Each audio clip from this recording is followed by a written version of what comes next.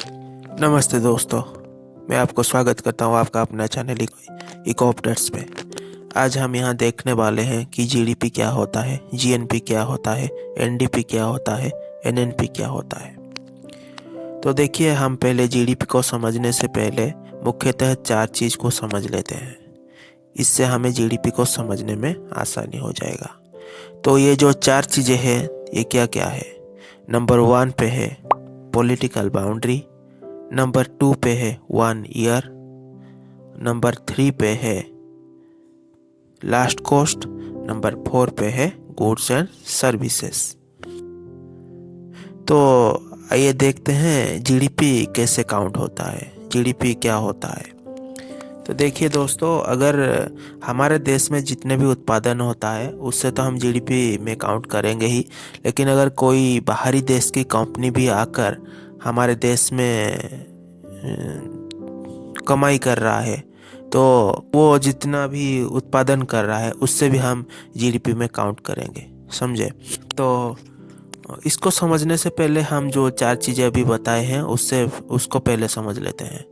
तो political boundary क्या होता है। दरअसल हमारा जियोग्राफिकल बाउंड्री के साथ साथ अगर हमारे समुद्री इलाकों में भी अगर वहाँ कोई ऑयल प्रोडक्शन हो रहा है या कोई मछली पकड़ने के लिए गया हुआ है और वो उससे जो प्रोडक्शन करता है उसको भी हम जीडीपी में काउंट करेंगे, समझे।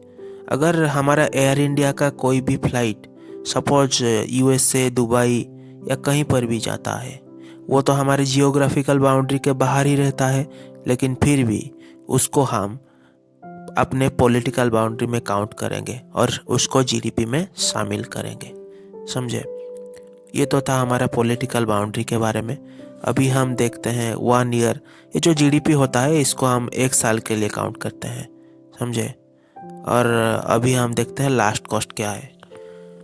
सपोज मान लीजिए हम एक लैपटॉप खरीद रहे हैं, उस लैपटॉप में प्रोसेसर तो लगा ही हुआ होगा, वो इंटेल कंपनी का होगा, और उस लैपटॉप में सॉफ्टवेयर ऑपरेटिंग सिस्टम भी लगा हुआ होगा जो कि माइक्रोसॉफ्ट का होगा। तो क्या हम माइक्रोसॉफ्ट का अलग से पैसा देते हैं क्योंकि उसने सॉफ्टवेयर दिया हुआ है?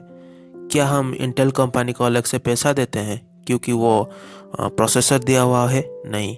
हम जब लैपटॉप खरीदते हैं हम डायरेक्ट लैपटॉप के लिए पैसा देते हैं। इसको हम बोलते हैं लास्ट कॉस्ट और फाइनल कॉस्ट। ओके। इसी तरह अगर हम एक घर खरीद रहे हैं तो उसमें क्या होता है कि तो हमें सिर्फ जो खरीदे हुए घर के लिए पैसा देना पड़ता है, उसमें लगे हुए ईंटे के लिए हम पैसा नहीं देते, या फिर इसमें लगे हुए सीमेंट के लिए भी हम पैसा नहीं देते। तो इसको हम बोलेंगे लास्ट कॉस्ट। ओके।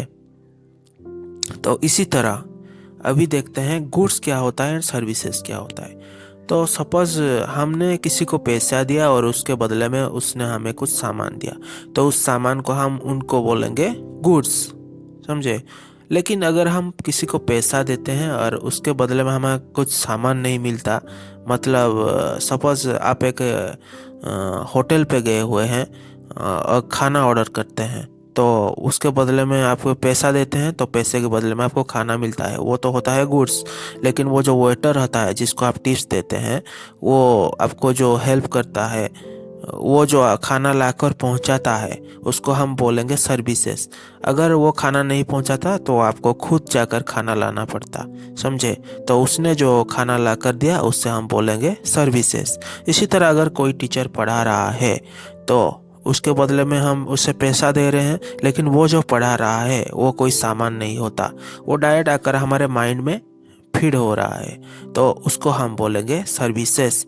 तो उसी तरह हम अगर एयर इंडिया के फ्लाइट में पैसा देकर टिकट लेते हैं तो हमें एयर इंडिया अपना फ्लाइट ही नहीं दे देता, वो क्या करता है, हमें एक जगह से दूसरी जगह तक पहुंचा देता है, उससे हम बोलेंगे सर्विसेज।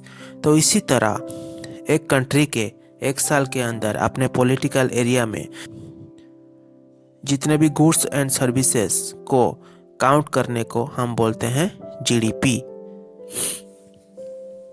मतलब जीडीपी का मतलब क्या होता है, घरेलू उत्पादन। मतलब 1 साल के अंदर कितने घरेलू उत्पाद हुआ, कितने घरेलू प्रोडक्शन हुआ, उसको हम जीडीपी कहते हैं।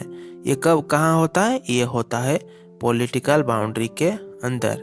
समझे दोस्तों, आज हम जीडीपी को समझ लिए, कल हम जीएनपी को समझते हैं और जो हमारा एनएनपी एनडीपी इन्हें भी समझ लेते हैं। तो आज के लिए इस वीडियो को यहीं पर रखते हैं। ओके दोस्तों, थैंक यू। प्लीज़ चैनल को लाइक एंड सब्सक्राइब करना मत भूलना।